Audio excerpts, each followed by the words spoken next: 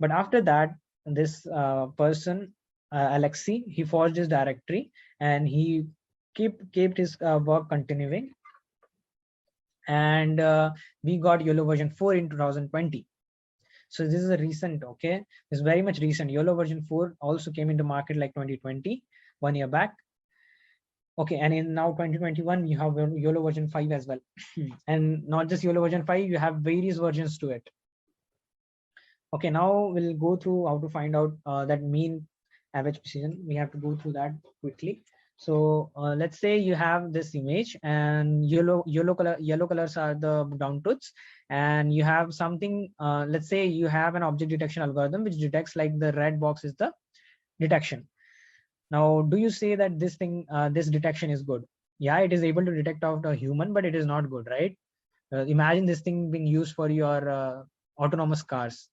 It will be mass destruction.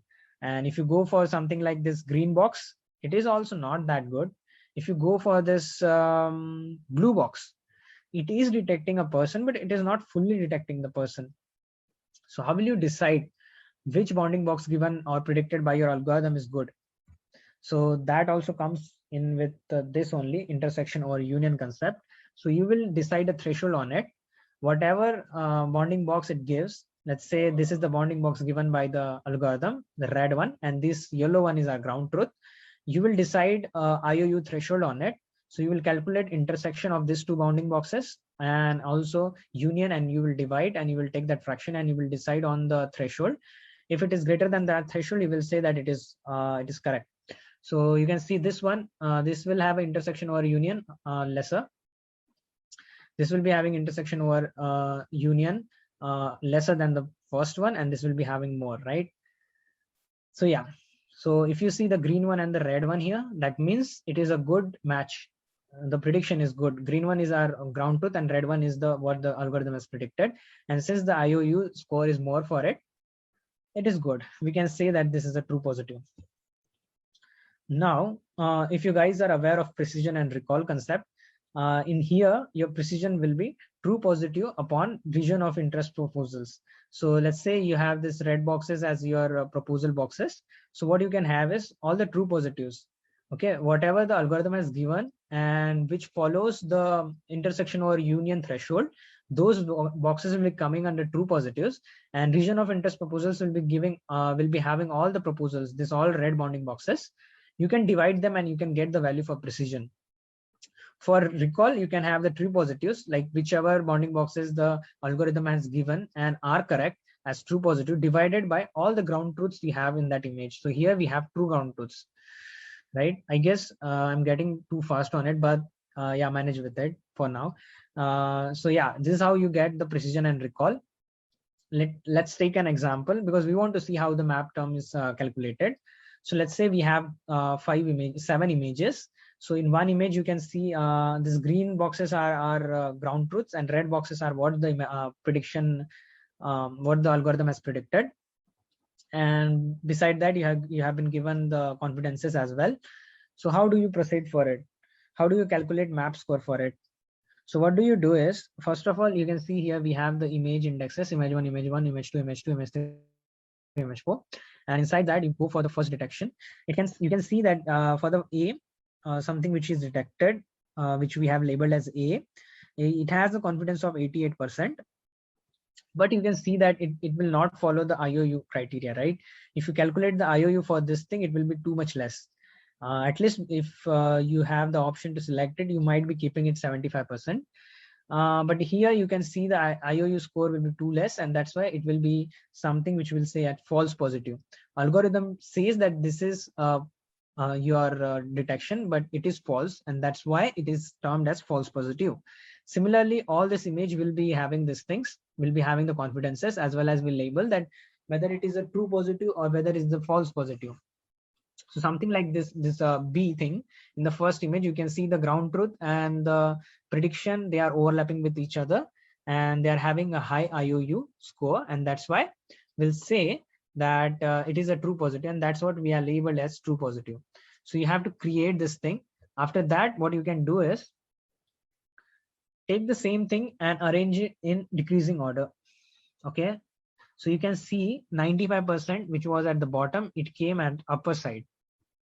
Okay, it came at upper side, and here, and one which was having a lower confidence like 14%, it came at the downward side. And then what you have to create a new column that is known as true positive, false positive. So what is true positive? Wherever this image is actually that bounding box was having the label as true positive, just have a 1 in front of it. And if not true positive, if it is a false positive, have a 1 there. Then you have to find out accumulation of true positives. So what you have to do is you just have to add. Okay, we have just a few slides left today now. Just 5 to 6 slides we have. Just bear with me. Okay, so what we have the confidences arranged in decreasing order. Then we have true positive and false positive notation. Then we have accumulation of true positive. What you can do is just add this thing, right? Whenever you move from up to down, how many true positives do you have? So for first example, you have a first true positive, just 1. In next example, you have just 1 false positive. So you have the accumulation of false positive as 1. When you move downwards, you will get again a true positive, so it becomes 2. Then you have to find out the precision and recall. So how will you find out precision and recall? Precision is true positive upon true positive plus false positive. So you should be able to you should be fine with calculation of that, right? You have true positive for that row, you have the false positive for that row. Just do the calculation, true positive upon true positive plus false positive, you can get the precision. For recall, what you can do is true positive upon number of ground truth. So how many number of ground truth we had? We had something like 15 ground truth here if you count. So you can do that thing as well here, and you got the precision and recall columns. After that, what you have to do is you just have to plot them, precision across recall. You plot them together. Now the thing comes is, how will you find out map score out of it? So where did we start? We started from here, then we came decreasing order, then we had the columns known as precision, recall, and precision and recall. Then what we have, then we had a graph, right? Now we have to now we have to find out the map score out of this graph. How will you find out the map score out of this graph? There is some method known as 11-point interpolation. What you have to do is you just have to take recall on the x-axis and precision on the y-axis. What you can do is just plot this points on this graph.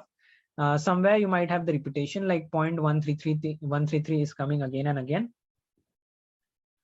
Yeah, I know we are going far beyond the time.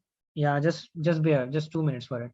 So yeah, so you can see, yeah, 11-point interpolation method is used for finding out this graph, and you can have area under it. You can see the values of it. So what you can do is just 1 by 11 and all the values for this x-axis coordinates like 0, 0.1, 0.2, 0.3, 0.4. Add them together, divided by 11, you will get a score which is known as average precision. And now we don't use this 11-point interpolation. We have all the new computations which are there, like COCO dataset and Pascal. They use all-point interpolation. What do? We just find out the area of them, and that gives us average precision. This comes closer to it only, 26.84 and 24.56. Next thing is, this is how it is used for measuring the accuracy. Let's see. Let's have, this is a fast RCNN, and it was trained on Pascal dataset of 2007, and the mean average precision it got was 66.9. And again, you got this fast RCN which was trained on the data of 2007 as well as 2012, and you got the mean average precision as 70.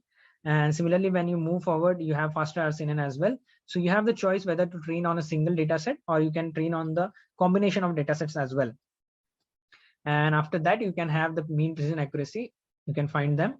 And yeah, so what we have seen frames per second. We have seen mean average precision accuracy. Okay, so this is what is important. You should know algorithm should be having more frames per second processing, as well as higher MAP. So you find out average precision for all these categories, and you take a mean of it, and that becomes mean average precision. For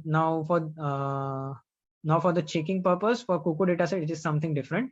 What they do is they take out mean average precision for IOU threshold of 50, 55 and 95, like a difference of 5%, and they take an average of it, and that becomes the average precision for it. For every algorithm, you can see here for faster arsenine, which has the resonate as its backbone, you can see the average precision. This is AP50. I want you guys to know this thing, because whenever you're gonna read this kind of papers, you will be confused with what is AP50. So 50 means the threshold what they are allowing for IOU. So more lenient you go for the threshold, the higher will be your accuracy coming out. So here you have given the 50 as your IOU, but and your accuracy is improving, but that is not good. If you become stricter on your model, like 75% as your intersection or union, it will reduce down your accuracy. And this is how you can see the average precision on small, medium, and large scale objects as well. Okay,